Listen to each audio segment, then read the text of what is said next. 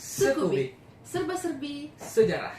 Kembali lagi bersama kami, saya Empatir Maulana dan rekan saya. Saya Stephanie Angela. Jadi pada hari ini kita mau bahas tentang pemberontakan yang terjadi di masa lalu nih teman-teman. Nah yang pertama kita tuh mau bahas tentang PKI Madiun kayak gitu. Nah sebenarnya latar belakangnya itu yang pertama PKI Madiun terjadi karena jatuhnya kabinet Amir Syarifuddin karena dia menandatangani perjanjian Redfield. Nah ini saya sedikit baca dulu ya teman-teman karena panjang ya isi perjanjiannya. Jadi dibilang di si perjanjian ini tuh dia bilang kayak Belanda hanya mengakui Jawa Tengah, Yogyakarta dan Sumatera sebagai sebagian dari wilayah Republik Indonesia. Jadi otomatis Kalimantan, Sulawesi, Papua itu nggak termasuk dari wilayah Indonesia teman-teman. Jadi cuma Sumatera sama Jawa doang jadi wilayah Indonesia. Dan itu sangat merugikan bangsa Indonesia tentunya kayak gitu. Nah menurut Kak Fatir latar belakangnya selain itu apa aja kira-kira yang ditahu aja sih? Oke. Nah, setelah tidak lagi menjadi Perdana Menteri, Amir Syarifuddin pun membentuk FDR, Front Demokrasi Rakyat, dan di mana dia bekerja sama dengan organisasi berpemahaman kiri seperti PKI, BTI, dan Pemuda Sosialis Indonesia. Nah, pada saat karena hubungan dekatnya dengan musuh dari PKI, akhirnya mereka pun memiliki tujuan untuk mengubah Indonesia menjadi negara komunis nih. Kayak gitu. Nah, terus selanjutnya nih teman-teman, latar belakangnya itu karena kedekatan Amir Syarifuddin sama musuh yang tadi dibilang sama Kak Fatir nih. Jadi mereka berdua itu sebenarnya punya paham yang sama. Jadi pengen membuat Indonesia menjadi negara komunis. Jadi itu mereka kayak kerjasama lah istilahnya, bestian gitu teman-teman. Supaya Indonesia ini jadi negara yang memiliki paham komunisme dan itu paham komunisme tuh kayak apa ya? Menurut Kak Fatir kayak nggak ada agama atau apa gitu? Menurut pemahaman saya sih, paham komunisme itu mereka seperti lebih bersatu dan ditentukan oleh satu pemerintahan. Cuma satu pemerintahan dan semua warganya wajib untuk mengikuti itu. Nggak ada agama, nggak ada perbedaan antara rakyat apapun. Cuman harus mengikuti pemerintahan. Gitu aja sih. Jadi nggak memegang prinsip demokrasi gitu Nggak ada yang namanya kebebasan. Cuman pemerintahan di atas segala hal. Oke. Next, jadi itu latar belakang terjadinya pemberontakan PKI Madiun itu karena si Amir Syarifuddin ini dia kecewa setelah turun dari Perdana Menteri, dia kecewa sama Perdana Menteri selanjutnya. Jadi kabinet Hatta ini dia punya program untuk mengembalikan 100.000 tentara menjadi rakyat biasa, jadi kayak warga sipil aja biasa dengan alasan penghematan biaya. Ini tuh dia nggak terima ceritanya gitu loh. Nah, seperti yang kita ketahui dan tadi yang sudah saya jelaskan, kita baru jelaskan teman-teman, sebenarnya inti dari tujuan mereka memberontak itu karena mereka ingin membuat Indonesia menjadi negara komunisme kayak gitu. Nah, atau dengan kata lain itu mereka pengen buat Indonesia jadi negara Republik Indonesia Soviet. Karena seperti yang kita ketahui Uni Soviet itu memegang paham komunisme. Terus tujuan lainnya itu dia mengganti dasar negara Pancasila menjadi komunisme. Nah, intinya itu semua ada di komunisme. Terus dia ini mengajak petani dan buruh untuk melakukan pemberontakan. Jadi mereka tuh nggak sendiri teman-teman, mereka menghasut atau mendoktrin petani dan buruh untuk melakukan pemberontakan juga. Terus gimana sih Kak Fatir yang kamu ketahui supaya diberantas nih PKI Madiun pemberontakan ini? Nah, jadi pada tanggal 18 September 1948 PKI Madiun pun mengerahkan pasukan bersenjata mereka untuk ke Madiun untuk melakukan sebuah pemberontakan yang akhirnya di mana pemerintahan harus ikut campur. Tapi sebelum pemerintahan melakukan ikut campur dalamnya, pemerintah sempat untuk bernegosiasi dengan musuh melalui tokoh berpemahaman kiri. Nah, Kak Stephanie tahu nggak siapa yang dipakai untuk berkomunikasi? Nggak tahu sih siapa ya. Nah, yang dipakai itu adalah Tan Malaka, salah satu tokoh berpemahaman kiri. Tapi pada akhirnya negosiasi pun harus gagal teman-teman. Dan pada akhirnya terjadilah pemberantasan, di mana musuh harus tewas dan Amir Syarifuddin ditangkap dan akan dihukum mati. Tapi ada sedikit fakta nih. Fakta menarik nih teman-teman. Nah, salah satu dari cikal bakal terbentuknya PKI di masa depan karena selamatnya anggota muda dari PKI ini, yaitu Den Aidit dan Lukman, yang kelak akan menjadi salah satu pemeran utama pada pemberontakan G30 SPKI. Parah sih. Jadi ini tuh pemberontakannya walaupun udah berantas ada kelanjutannya lagi teman-teman. Cikal bakal lebih besar kembali. Jadi, G30 SPKI. Pasti teman-teman tahu G30 SPKI itu apa, karena ini tuh kejadian pemberontakan yang sangat besar dan sangat viral pada masanya. Pertama di sejarah dunia. Karena dia menewaskan apa sih orang penting ya, pejabat ya. 7 jenderal. Satu malam. Wah, parah sih. Itu akan kita bahas selanjutnya. Oke guys, jadi kita itu selanjutnya mau bahas tentang G30 SPKI. Nah, pasti teman-teman banyak bertanya-tanya nih, sebenarnya siapa sih dalang dari gerakan G30 SPKI ini? Sebenarnya ada banyak teori, tapi menurut kami yang paling menggegerkan adalah teori yang beranggapan bahwa Soekarno adalah dalang dari gerakan ini tuh, teman-teman.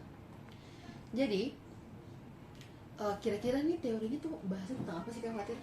Nah, teori ini terbentuk karena asumsi bahwa Soekarno ingin melenyapkan oposisinya yang sebagian besar itu anggota Angkatan Darat.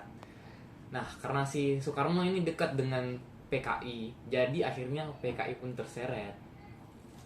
Nah, ini aku bacain sedikit sejarah dari teorinya ya teman-teman. Jadi sebenarnya dasar dari teori ini berasal dari kesaksiannya Sri Biju Patnaik. Nanti ada namanya di bawah sini. Nah, dia ini seorang pilot asal India yang menjadi sahabat dari banyak pejabat Indonesia pada masa revolusi itu, teman-teman. Jadi dia ceritanya itu dia ini orang yang banyak linknya, banyak koneksinya lah ceritanya. Nah, ia mengatakan bahwa pada tanggal 30 September 1965 pada waktu kejadian itu, tengah malam Soekarno itu memintanya untuk meninggalkan Jakarta sebelum subuh. Nah, menurut si Patnaik ini, Soekarno berkata, sesudah itu saya akan menutup lapangan terbang. Jadi di sini seolah-olah tuh kayak mencurigakan gitu, kayak seolah-olah Soekarno tahu bahwa akan ada terjadi hal besar kayak gitu, teman-teman.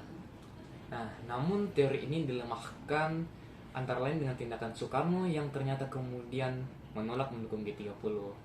Pada tanggal 6 Oktober 1965, dalam kabinet di Wikora di Bogor, Soekarno mengutuk kejadian ini. Nah, menurut teman-teman, yang mana nih yang benar? Yang mana nih? Kira-kira Soekarno atau bukan? Yang mana yuk? Oke. Ini selanjutnya aku mau bahas tentang latar belakangnya nih, Fatirnya. Siap-siap. Ini aku bacain ya sejarahnya ya. Iya. Nah, latar belakang peristiwa G30 SPKI ini adalah karena persaingan politik. Karena PKI itu tahu kalau kekuatan politik ini kayak mengkhawatirkan lah. Contohnya sedang krisis karena kondisi kesehatan Presiden Soekarno yang memburuk kayak gitu. Jadi pada awal Agustus tahun 1965 pas Presiden Soekarno ini lagi pidato, dia tuh tiba-tiba pingsan. Terus banyak pihak yang beranggapan bahwa usia beliau itu tidak akan lama lagi, jadi udah mau wafat lah istilahnya kayak gitu, karena kayak sakit gitu kan. Terus banyak pertanyaan besar tentang siapa nanti akan menjadi penggantinya Presiden Soekarno nantinya kayak gitu. Nah, hal inilah yang menyebabkan persaingan semakin tajam antara PKI dengan TNI pada masa itu, teman-teman. Jadi itu kira-kira latar belakang singkatnya dari pemberontakan G30 SPKI yang terjadi kayak gitu. Terus kita mau langsung lompat aja ke kronologi G30 SPKI ya teman-teman. Nah, yang pertama itu mungkin Kak Fatir bisa jelasin dulu. Nah, gerakan 30 September 1965 berada di bawah kembali Letkol Untung dari Komando Batalion 1 Resimen Cakrawirawa. Letkol Untung memimpin gerakan 30 September 1965. Letkol Untung menunjuk Lettu Dul Arif menjadi ketua pelaksana penculikan. Pasukan yang bergerak mulai pada pukul 3 pagi. 6 jenderal menjadi korban penculikan dan pembunuhan, yakni Letjen Ahmad Yani, Majen R. Sueprato, Majen Harjono, Majen S. Parman, Brigjen D.I. Panjaitan, dan Brigjen Sutoyo, dan satu perwira yakni Lettu Pierre Tendean. Keseluruhannya dimasukkan ke dalam lubang di kawasan Pondok Gede, Jakarta. Nah, ini kayaknya setahu aku nih yang perwira Lettu Pierre Tendean ini yang menggantikan Jenderal Nasution ya? Iya, betul. Jadi ceritanya Jenderal Nasution itu dia lagi disuruh istrinya keluar, terus ternyata yang selamatin istrinya itu nanti si Letu Pierre Tandean ini teman-teman. Jadi harusnya yang mati Jenderal Nasution tapi digantikan oleh Letu Pierre Tandean kayak gitu. Nah, terus yang tadi aku bilang, jadi yang selamat ini si jenderal beliau ini Jenderal Nasution kayak gitu teman-teman. Namun putrinya menjadi korban, yakni Ade Irma Suryani serta yang tadi saya bilang ajudannya si Bapak Pierre Tandean kayak gitu. Nah, gerakan ini tuh teman-teman menyebar juga di Jawa Tengah dan daerah istimewa Yogyakarta. Terus Kolonel Katamso dan Letko Sugiono menjadi korban karena tidak mendukung gerakan ini. Jadi bukan hanya tuh jenderal tadi, tapi banyak banget korban-korban lainnya kayak gitu. Terus PKI setelah berhasil menculik dan membunuh petinggi Angkatan Darat, mereka itu menguasai Gedung Radio Republik Indonesia dan mengumumkan sebuah dekret yang diberi nama Dekret Nomor 1, yakni pernyataan bahwa gerakan G30S adalah upaya penyelamatan negara dari Dewan Jenderal yang ingin mengambil alih negara kayak gitu. Terus kita langsung bahas ke kronologi pasca pemberontakannya aja ya teman-teman. Mungkin Kak Fatin bisa jelasin gimana pasca pemberontakannya? Nah, upaya penumpasan terus dilakukan. Rakyat Indonesia turut membantu dan mendukung penumpasan tersebut. Demonstrasi anti PKI berlangsung di Jakarta. Operasi penumpasan pun berlanjut dengan menangkap orang-orang yang dianggap bertanggung jawab pada peristiwa itu.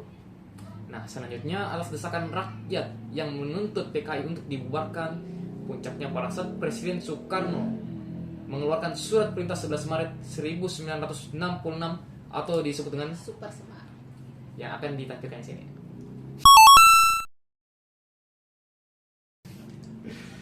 Soeharto langsung mengeluarkan larangan terhadap PKI dan ormas-ormas di bawahnya. Nah, itu tadi kronologi singkat dari pasca pemberontakan atau penumpasannya lah, istilahnya penumpasan G30 SPKI kayak gitu teman-teman. Mungkin itu aja yang kita bisa bahas untuk sekarang ini, karena kalau kita membahas semua dari sejarah awal banget sampai sekarang mungkin belum bisa jadi film yang berjam-jam kayak gitu teman-teman. Nah, sampai jumpa di cerita-cerita selanjutnya. Kita akan bahas lebih banyak serba-serbi sejarah.